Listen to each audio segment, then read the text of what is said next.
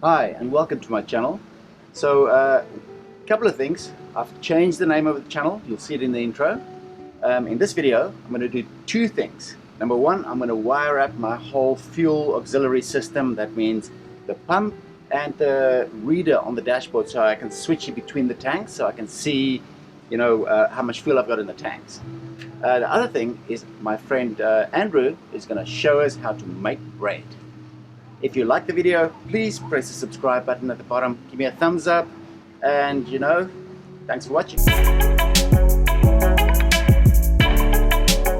It's gorgeous.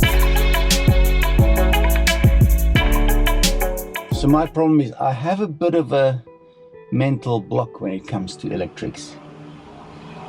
I can do a lot of stuff, but I've never been able to get my head around it.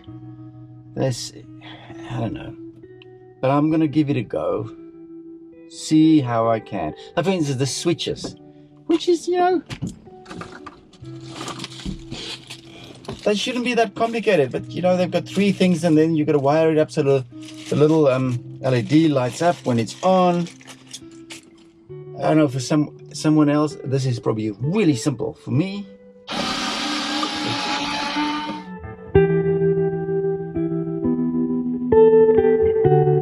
fuel gauge is down there. Oh God, how do I do that? How do I figure that out?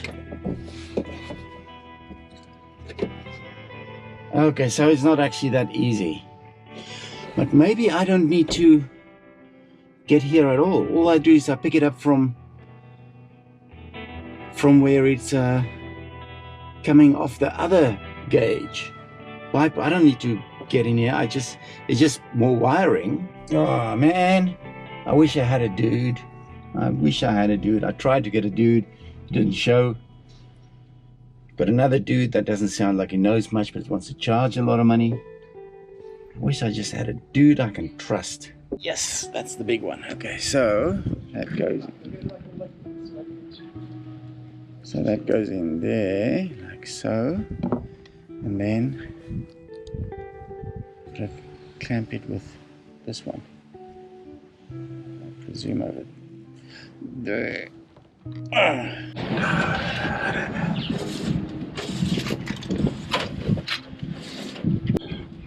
So that's going to go through there.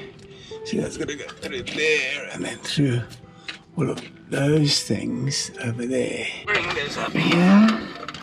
The fuel pump to run, I only need one wire because the other wire is ground and the whole truck is ground. So I just attach that to the body of the truck. So I went to go and get some more wire. I'm just going to go wire this thing in. I've got a feeling this wire is completely inappropriate. It's way thicker than I need, but what the hell is all I've got. That's it for today. I'm pooped. All I need to do now is just do the final, just connecting everything up. I don't think that's all that big a job. Tomorrow is another day. Hi, so this is not really something to do with Unimogs, but it's still something we're going to do on the Unimog. And so here's my friend Andrew, and he's going to show me how to make bread from scratch. Let's go. So we're going to do some Turkish bread. First thing to do is to measure out the water. I need 375 mils of warm water, around about 30 odd degrees. So here we go. Yep, it'll be fine. Then 1 teaspoon of instant yeast.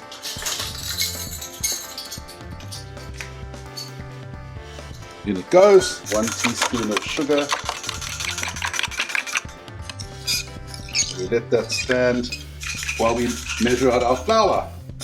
And what that's going to do is going to activate the yeast. We're going to measure out 500 grams of flour. Always weigh things because it's much more accurate than cups, because a cup can depend on how tightly you pack it. We put the salt in here. The reason we put the salt in here rather than with the sugar and the yeast is because yeast doesn't like salt. Tuck it in, go hook. And the first thing I'm going to do is just give it a quick whiz, just to mix the salt in with the flour. Those bubbles there means that the yeast is active. And we start on a slow speed so I don't spray flour all over the kitchen. Can one do this by hand at all? Of course. That's how it used to be done. I'm a lazy bugger and I like things to happen quickly. But if you're out on the road or you just mix this through by hand. Sponsored by Stan. Okay, so now I'm getting a dough there. I'm going to speed it up a bit. Okay. Now you can see what's happening there. With the dough starting to come together. It's still sticking to the side. Now for Turkish bread, we have quite a wet dough. In other words, the relationship of water to flour is that there's more water and the dough is quite wet and sticky, which makes it a little bit difficult to handle, but it produces that lovely sponged up effect inside the bread. I'm going to put some extra flour in, but only a little at a time. I don't want too much. I'm taking a tablespoon and I'm just going to chuck it in. Now it's always better to add the flour to a mixture rather than to try and add water. To try and add water is a pain. The dough is coming off the side of the bowl and sticking together in a nice clump. This is exactly what we want. Okay, so that's been going for about 8-10 minutes now. That's enough to knead it. Now we're going to take it out and we're going to let it proof. What does that mean, proof? Rise. Right. Okay, cool. Get my baker's helper. You can't bake without one of these. And look at that beautiful dough. Look how it hangs together. See that? Perfect. Now,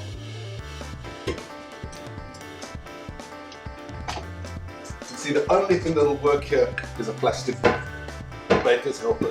Otherwise, the dough's too sticky. Here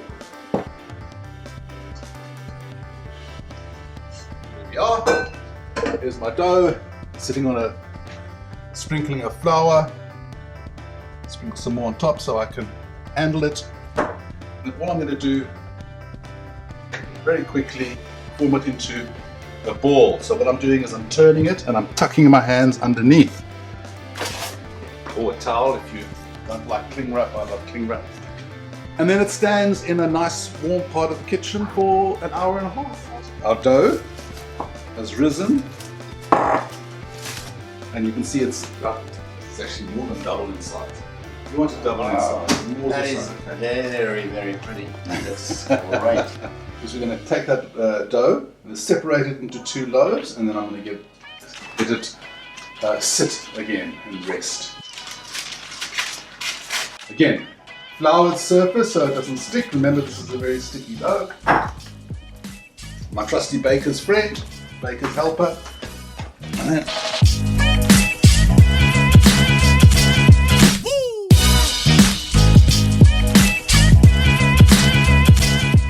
shape it a little bit. Put a nice clean tea towel over it. Set a timer for 10 minutes. Setting the timer. A timer is already running. Would you like to replace it? Change. For how long? 10 minutes. For how long? 10 minutes.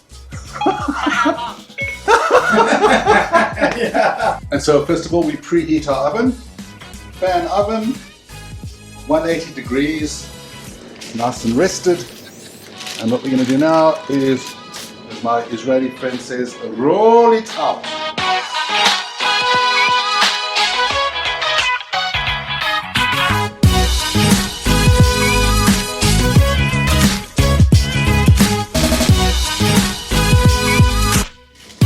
So this is going to rest for another 10 minutes.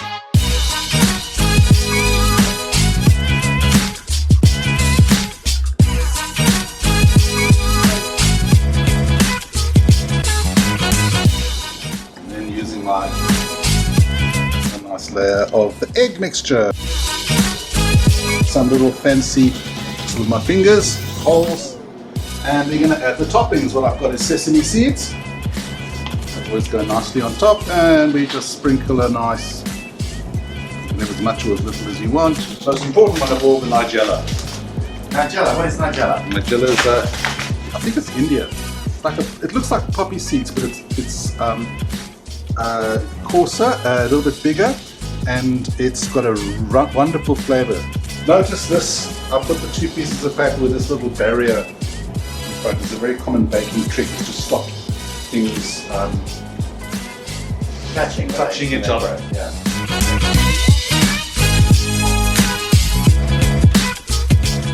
I'm going to set a timer again for, guess how long?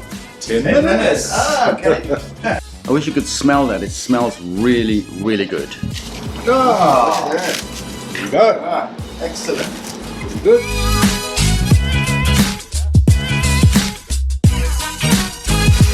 There it is. And then we just let it sit for a bit, or we eat it right away. Well, it's up to you. I like to let it cool a little bit. You can see the steam still coming off it. Okay, so the final thing is we're going to cut the bread and taste it. Go for it. I must. Yeah, of course. You baked it. Ah. Oh, that looks great. Cut a couple of slices. Ooh, it's nice and warm too. Yeah. Okay, yeah. Cool. Mmm. And okay, watch this now. See, that's the butter thing, which I really love. That's very cool. Okay. It's butter. Yes. No real margarine. butter. Yeah.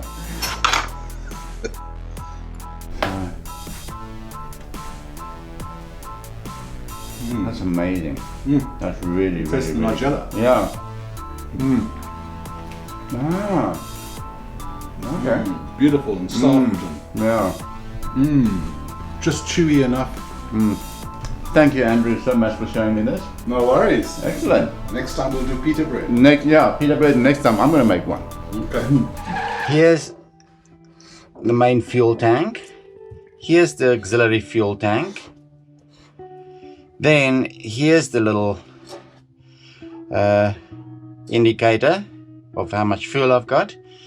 And then here I have a switch with 1, 2, 3, 4, 5, 6. Okay. At the moment, what's happening is this is connected to that with 2 wires, so it can read the fuel level here. So what I want to do, I want to connect 2 wires from here also to read that going by the switch.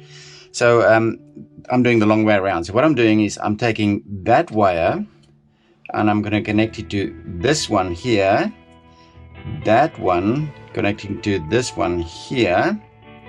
Then I'm going to connect that one to this one, that one to this one, and then this one to this one, and this one to this one.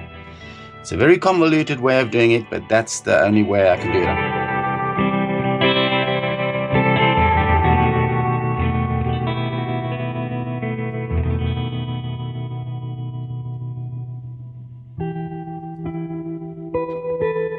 Pretty much the only way I can use this thing is just with a noise bit. See? Okay, then we take this one, which I've done. Let's see. This is the one. So touch it there, there. That's the one. I extended the sensor here to the front, and then there from the front gets extended on another wire, and then I'm just going to button everything up here.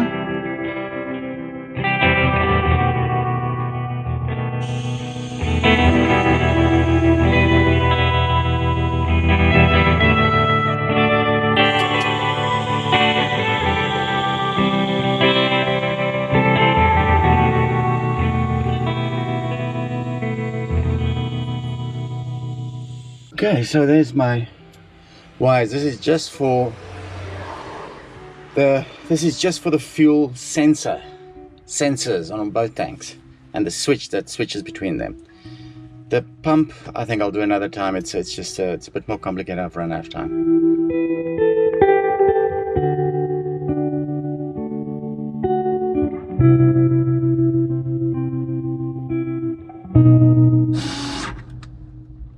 Okay. Bloody hell. Let's make sure it works. Yeah, it's working. It's the other one. There's this one. It's the other one. I need to put fuel in that one. See if it reads proper. That's it for this episode. Thank you so much for watching. See you next week.